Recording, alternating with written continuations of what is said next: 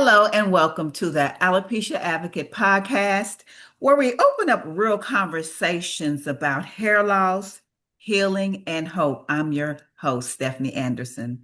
This is a space for education, empowerment, and breaking the stigma around hair loss and other forms of appearance related stigmas. Together, we'll explore the stories, the science, and the strategies that can help us see the beauty, the strength, and the confidence of everyone in a new light. Our special guest today is Linda Wrigley. We're going to dive into her journey, her insights, and what makes her drive to work and support and inspire others. But first, let me tell you a little bit about Linda. Linda entered the hair industry in 2010 after more than 40 years in the corporate business and accounting world. What began as a career change through cosmetology school quickly became a calling when she discovered her passion for hair restoration. From her very first clients, Linda realized she wasn't just providing a service, she was helping people navigate the emotional weight of hair loss and restoring confidence along the way. Determined to serve at the highest level, Linda invested heavily in advanced training, seminars, and independent research, mastering every resource available in her field. Yet, it was her compassion and ability to truly connect with clients that became the heart of her work. For over 15 years, Linda has built lasting relationships through her salon, where she describes her role not simply as a job, but as a blessing and a ministry. Her daughter, a registered nurse, once compared their professions by saying, "Mom, you do hair, and I save lives." Linda's proud reply captures her mission perfectly by saying, "You save lives, but I make lives worth living." Please join me in welcoming Linda Wrigley to the show. Hi, Linda. Hi there. How Thank are you so you? much. I am doing great. And I would be remiss if I didn't let the audience know that I've known you for some time. We're colleagues. And I just knew that you'd be a perfect fit for this podcast because I know your heart and your heart's mission. So thank you for joining me on the podcast. Well, thank you very much for letting me be on the podcast and spread the word. Yes. So we only got a few minutes. It goes by so quickly because you and I know how to talk. So Exactly. we're gonna You start it. have to tell me to tap the brakes because I'm passionate. That's okay. And that's what we want. We want the interaction because we need the word to get out. So I'm going to start with first things first.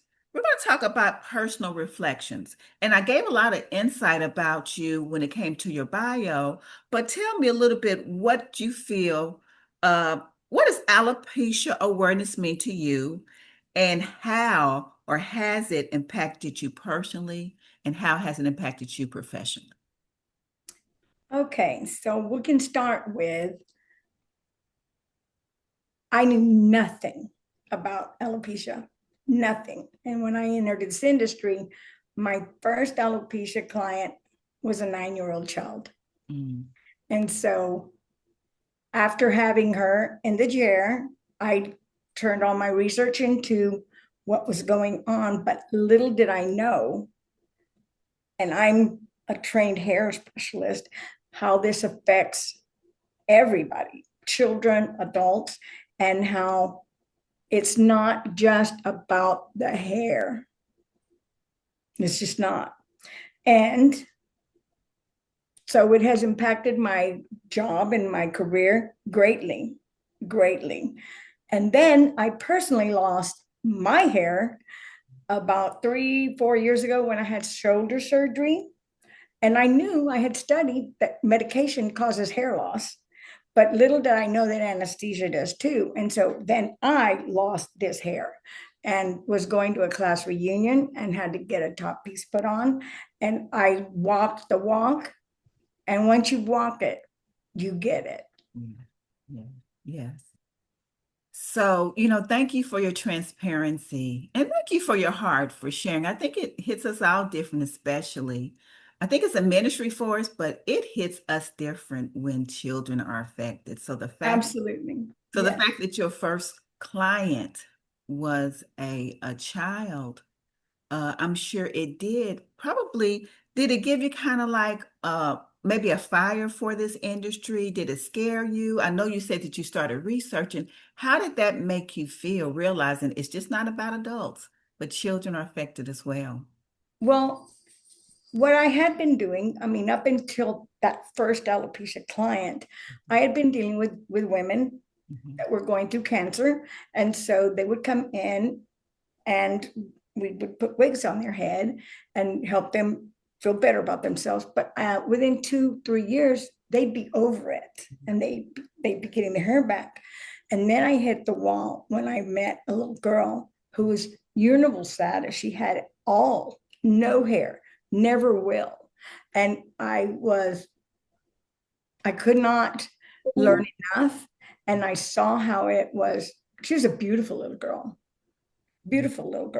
but she was coming into her own. And it was now something that was weighing on her. And I could not even imagine walking in her shoes. So it was a big motivator to just go out and get as educated as I can about other forms of hair loss. Yeah. And it's funny when you say that before, you were working with people who were dealing with chemotherapy-induced alopecia. And we know that after time, most often, that they're going to have restoration. Their hair will grow back once they, go through the process. But to have someone who, especially with alopecia universalis, meaning that she had no eyebrows, no, hair anywhere, that this was something this young person was going to be dealing with for the rest of her life. So I'm Yes, glad that you did your due diligence and you were inspired to learn as much as you could to be able to help her. yes. So I know you personally, and I know that part of your mission, you're an educator. Uh, I get to hear you quite often, and I love it. The But more you know, yes, the better you can do. yes. And you live that. I know personally you live that, but you're also an advocate. So let me ask you, what do you think as far as advocacy insights in your area of expertise? What do you believe are the most important steps to raise awareness about alopecia and support those affected by it? First of all, we need to bring it out of the closet. Mhm. We need to bring it to the forefront because this is happening. It has never stopped happening and it's not going to. But there's so many people that don't know that there, but by the grace of God goes I. They could be going through this in any time. And so if we make it more aware to the rest of the world, then they know how to have more compassion and understanding for those that are going through it, especially the younger crowd, because of all of the stress they deal with and bullying. It's children only know what we teach them. And so it is our job to teach them to be compassionate and accept the differences and understand that nobody chooses this. It's true. But when they have it, what are they supposed to do? I think I think that people just don't realize the impact that their simple words can have on a Absolutely. person, you know. Words are harder than throwing a stone Yes. Yes. because words plant here, Yeah. and the people and children that are dealing with hair loss, it's in here. Yeah. It's not the hair. Yeah. It is the hair, but it's not the hair that's going to be causing them so much strife. It's what's in their brain, what they believe, and what the people put on them. It's that emotional, it's that Yes. emotional impact. And we used to say a nursery rhyme back way back when the sticks and stones may break our bones, but words will never hurt us. And that is the most untruth statement. It The reverse. The it, reverse. Yes. it really does. Words impact. And I will say this, we do serve children in our facility, but we also have adults who are dealing with the same impact. So Yeah. bullying just does not happen on the playground. Unfortunately, that is true. Bully does, and but you said it all that when it comes to children, we try to make more awareness for the adults, but when it comes to children, the first step is at home with the parents or whoever their parental or their guardian is. The adults have to make a difference when it comes to talking to their children about when people are different and empathy and not being mean. Yeah. Yes. And the parents that I'm meeting when they come in, they're in shock because they've never had this. They've never had a child with alopecia, or they've never had it. And so they come to us and they're like, what? The doctor said this, but it registers blank, like a flat line. It's just, this is what I have. What do I do? What do I And do? that's what being an advocate is, to go out and help train parents and other people Yes. that everyone's going through something in their life. And if you're going through this, it's a private suffering, Yeah. and you hide, and it's shameful. And we need to get rid of that. Yes. I love that. So you kind of came into the next question because it's the stigma that causes all of that. It's Absolutely. the definite stigma that society puts on people. You have to look this way. You have to, so when it comes to breaking stigmas, how can society better support individuals living with hair loss? And what role, Linda, do you think your profession plays in changing perceptions surrounding alopecia? Well, first of all, be aware. Yeah. Make yourself aware that not everyone is as blessed as you are. And so they can be going through something that you would never know. And so be very kind and non-judgmental, Yeah. and educate yourself, because nobody asks for this. Nobody says, oh, I just can't wait to get alopecia. It's not happening that way.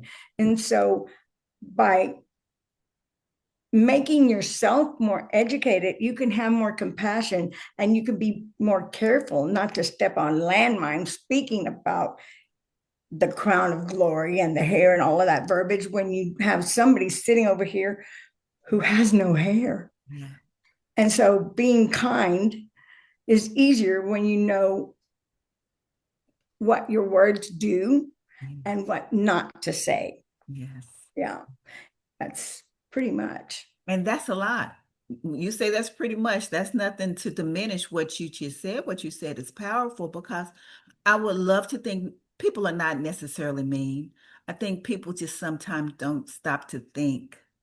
Right. Have, And don't know. I yeah, mean, like, yeah, so knowledge is the first step of what we're trying to do. And then compassion follows the knowledge. And then if we can just get society to be less judgmental, open up their minds, and being acceptant, having acceptance of all of our differences. We are all different. that's it. And what makes us different is sometimes what we're gifted with, and sometimes what we're not gifted with, and sometimes what we are dealing with. And then, like, nobody wants cancer. Exactly. And we're very compassionate now. Didn't used to be. Did not used to be. A woman who was going through cancer many years back hid Yeah. They hid. They didn't go out. They were not going to put on a wig. They had no idea what their options were. And so now we got the world has come around and we have the Breast Cancer Society. And we have all of these people that have come around. We need to do the same with alopecia. Oh my goodness. You are really saying something because I totally believe that. I remember growing up, Linda, then when you heard the diagnosis of as a little girl, I would hear, they got the big C. They wouldn't even say the word cancer. Right, And it right. was and it was something that was um I'm not gonna say it was an anomaly because people were getting it, but it was not, it was kind of rare and people just kind of taboo to talk. But Poor now, thing. Oh, poor the poor thing.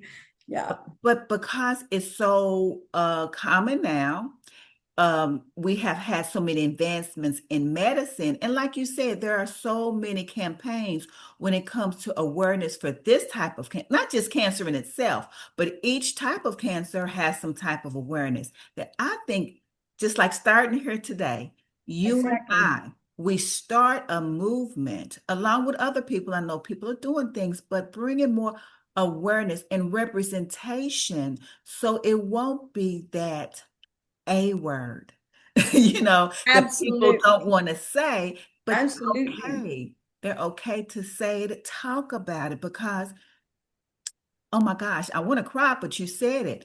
I'm Everybody, trying not to. everybody goes through something, Mhm. but this just happens to be something visible that people Yes. can't hide. Now, there are people who, because we sell them wigs every day. There are some people, but we get to see how it wears on them internally, that they may not expose their bare heads like some of the beautiful bald baddies out there today that are in your Yes. face. Yes. But we see them every day that have it, do not want to show up without the hair, and we don't blame them for that. Show up how you want to, but our heart and everything is about how they are on the inside because, as you said, it's emotional. Yes. Emotional and psychological. Yes. And unfortunately, the world outside sends messages by verbally, visually, acting shocked, Yeah. and that affects you, and it affects you greatly when you're suffering from something, and how deep it is when you know you're never going to be able to get rid of this. Yeah. Yeah. Nobody wants to be different. And just like you said, it's not just the children. I had a client tell me not long ago that an adult pointed at her. So, nobody wants to be singled out. People just want to live their life.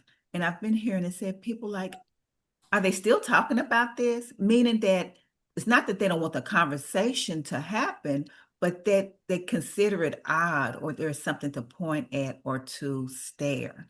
So, Or they consider that we've discussed this enough, we're done. yeah, You're never done. You know when we're done? When there is no longer yeah, alopecia, yeah, when autoimmune is not causing stuff in our lives, but in the interim, yeah. it's still here. That's It's it. not going away. And so we need to get with the program. Okay, so Linda, if you could share one message, Linda, about alopecia to your audience or clients, what would it be and why is it important to you? Okay. If I could share one thing, I share it with my clients, Mhm. and I first let them know I'm sad. I'm sad for them. And that until something comes along and changes it, we're going to deal with it. And they're not alone. And there are answers, and there are places that you can go and get help. And with parents for children, I speak with the parents and let them know what I see, what their children are not saying emotional. They're not speaking about their emotions. They're speaking about the hair, but they're not telling you what's going on behind the scenes. Yeah, And the same thing for women, yeah, for grown women. we're unfortunately women judge other women. Yeah. And that is I wish it didn't exist, but it does. And so to me, it's letting the person who is dealing with it know, at least with me, and one by one, people coming up and being courteous enough to say, I'm sorry, but guess what? You're beautiful. Yeah. You're beautiful. And do not let anyone take away your grace, your glory, because God doesn't make mistakes. No, he doesn't. And what he gave you, it's like, this is a cross you're going to bear. Okay, well, let's deal with it. Let's bear it with pride. Yeah. So that you can then pay it forward to the next person that you meet, and you can tell them that cry, get over it, do the emotional stuff. Mm-hmm. And if you need to go get help, by all means, go get help, because it is sometimes very necessary. But then once you become stable enough to accept that this is it, let's go do something about it. Let's go make you live your best life, and whatever color hair you want. Yeah. However long hair, you have the ability to walk out and be one person one day and another person and another, and not everybody has that. Yeah, I love it. Making the best of it. But our heart and attention is to make sure that they're healthy and whole on the inside, Yes. emotionally and psychologically. So we're going to wrap up with this last question. We're going to talk about what do you think about the future, your future vision? So, Linda, Mhm. looking ahead, what changes or advancements would you like to see in the conversation around alopecia that would benefit those currently affected around it now? Okay, so changes, if my dream is that those that have dealt with it and have come to terms with it and are now living it, step up, talk about it, spread the word, reinsure children and women and people that there is a life. This is not the end. This is a new beginning of being different, and being different is not bad. No, it's not. And teaching the world to have compassion and accept our differences, because it's with that compassion that the healing happens to the kids and the women that are dealing with alopecia. Like I said, nobody asked for this, nobody wants this. But if you're going to have it, it'd be really nice if the people that are around you could be considerate. And that gives you self-esteem to actually pay it forward, take off your wig if that's who you want to be, make a statement and say, I have alopecia and it's okay. Yes, yes. And I love because we all have a part in this if we want to. Everyone in society can contribute to this. And I love the banter that you and your daughter had and the comparison Oh, yeah. that, we acknowledge that people in the medical field, they save lives, actually. But I believe we have an important role too in what we do. And I love the fact that you shared that they save lives, but we make lives worth living. Absolutely. That was like the Absolutely. microphone drop to me. Well, I tell my children and my grandchildren, because I love what I do. This it's like, I don't know why God put me up. I know why I'm here. Yes. Now I know what I'm here. And it was late in life, but it was just in time. I tell my daughter and my children all my experiences with women and men and children, and how I go to work and I see broken, and I have a blessing to send them out maybe just a little cracked, not broken, or fixed with time. Yeah. Well, unfortunately, like I said, time just go by so quickly when we're discussing a topic we're so passionate about. But I'm sure there's going to be someone, Linda, who after hearing you and seeing you on this podcast is going to want to connect with you. Do you have any contact information you'd like to share? I'm currently working out of Trinity Lace Wigs on Blanco Road, 7400 Blanco Road, I believe. My phone number is 210-844-0655. Give me a call, leave me a message. I'll call you back, even if it's just for questions. And if you would like to have a consultation, I do consultations in which I do a brain dump and give you as much information you need to know about wings and any kind of hair replacement. And don't be afraid, just reach out. Well, again, Linda, thank you so much for joining me here today. You're very welcome. Thank you, Stephanie. It's been my pleasure. Thank you. And that's all for this episode of the Alopecia Advocate podcast. Until next time, take care and be blessed. Bye-bye. Bye-bye.